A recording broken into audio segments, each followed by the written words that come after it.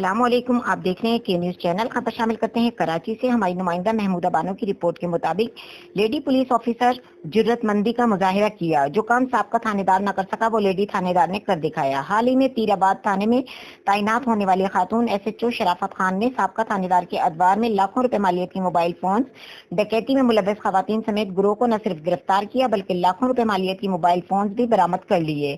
خاتون police officer نے gang کو بلوچستان کے علاقے سے ٹیکنیکلی بنیاد پر گرفتار کیا۔ متعلقہ لیڈی پولیس افسر کے نقب زنی کے بعد دوسرا بڑا چیلنج علاقے سے منشیات فروش نیٹ ورک کو جڑوں سے ختم کرنا تھا۔ بے حکمت عملی پر کم وقت میں متعدد منشیات فروشوں کو گرفتار کر کے سلاخوں کے پیچھے بند کر چکی ہیں۔ اسٹریٹ کرائم، نقب زنی کی وارداتوں اور منشیات فروشوں کے خلاف آئے روز کارروائیاں کرنے پر علاقہ مکینوں نے خاتون پولیس آفیسر کی جرات اور بہادری کو سراہتے ہوئے امید ظاہر کی ہے کہ پیر آباد کے علاقے سے جرائم پیشہ عناصر کو مکمل طور پر قلعہ کما کرنے میں معاون ثابت ہوں گی۔